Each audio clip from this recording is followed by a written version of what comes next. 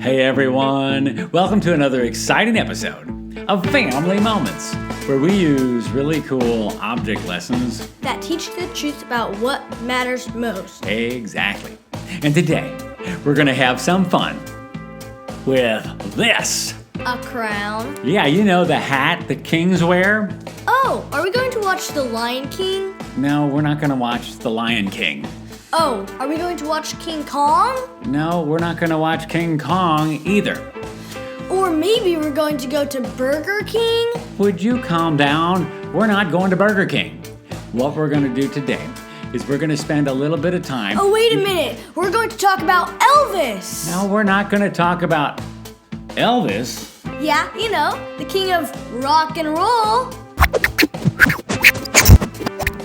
Oh, thank you. Thank you very much. Ow, brother.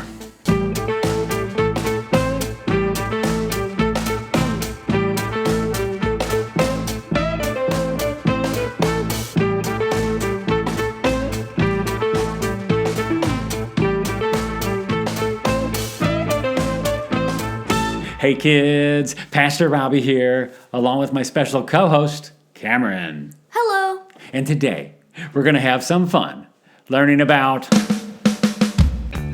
the King of Kings. The King of Kings? What does that mean? Well, you know what a king is, don't you? Yeah. He's like a royal ruler from a long time ago. He wore a crown and a cape, lived in a castle. Well, yeah.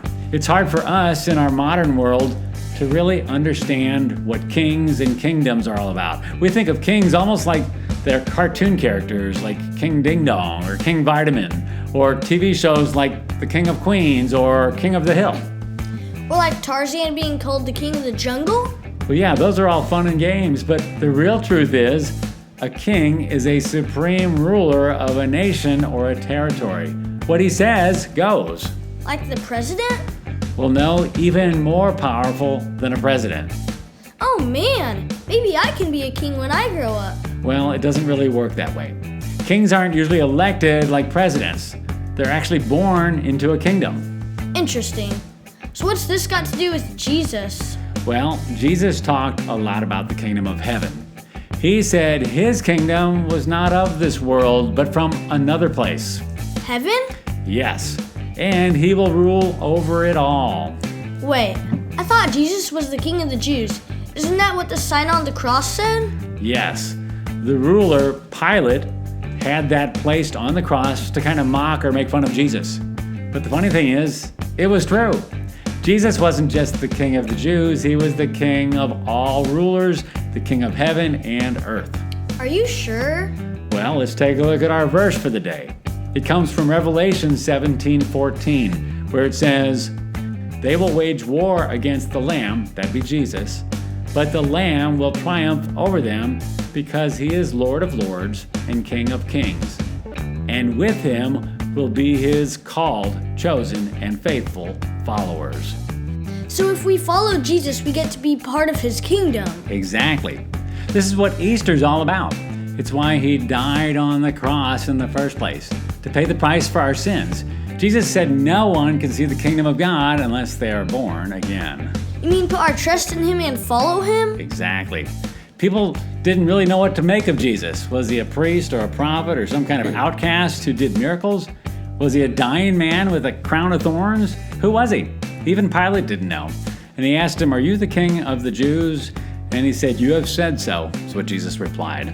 Interesting, but I thought you said he was the king of kings, of everything. He is. Let me demonstrate this for you with one of the coolest object lesson devotionals I've recently discovered. It's called Easter Blocks. Easter blocks? Yeah, it's a family devotional tool put out by a company called Good Kind. And it's real simple.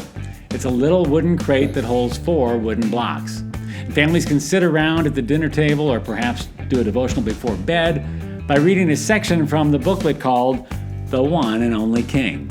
And the kids can arrange the blocks to fit the picture for the day. Oh, so this is like a devotional for families to use during the week leading up to Easter. Exactly. Like this first lesson is called The Servant Who Surprised Everyone. And you're supposed to arrange the blocks to form palm branches. Oh, like this? Yeah. Or another section is called the prophet who talked to a tree. And you have to arrange the blocks to form like a tree with branches. Oh, like this? Yeah. I think you've got the idea. And then on Good Friday, you flip to Friday here. I'm just going to move ahead in this book. And you read a story called The Dying Man Who Wore a Crown. And you have to arrange the blocks. Like this? Yeah, I think you got the idea.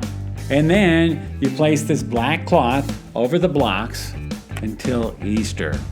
And on Easter, you reveal what's under the cloth and what's under the blocks. What is it? Well, it's the good news that Jesus has risen from the dead, and he was and is the one and only King. This is cool. Yeah, it is. In fact, Good Kind makes an even better version with 12 blocks, but they sold out.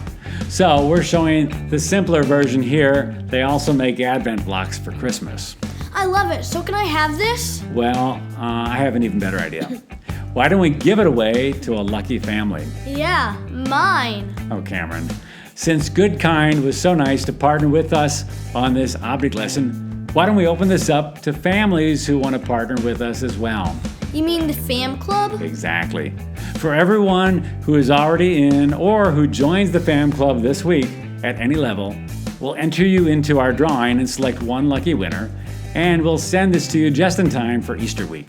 How do I join the fam club? Well, you just click the link in the description below, or go to our website, FamilyMomentsFun.com, and click Join the Fam Club. Many of you have been following us for a long time and have always wanted to support us financially. Well, now's your chance. But even if you join at the free level, we'll still enter you into the drawing. But you have to do so by next Thursday, the 21st, so we can get this to you by Easter week. I love it. And even if you don't win, you can still go to the Good Kind website and order one if you want. And know that we still appreciate you for being such faithful followers. Following family moments is one thing, but following Jesus is even better. I can't argue with you on that one. Working together to serve the King of Kings is a beautiful thing. So, Cameron, what did you learn today? I learned that kings were more than just cartoon characters. They were real people who ruled over countries or kingdoms with supreme power. Exactly. But Jesus is the King of Kings, and he rules over everything on heaven and earth. And we can be part of his kingdom if we put our trust in him. Very good. Now, I was just thinking about another way we use kings. Oh, really? How? Well, let me demonstrate this for you while we continue the checker game we started earlier. It's your turn. Oh, okay. Let's see. King me. See? King me. Oh, very good. Well, Well, what? aren't you gonna crown me? If you say so. That's not exactly what I meant. Where'd you get that thing?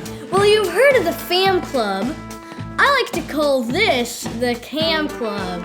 We'll see you around.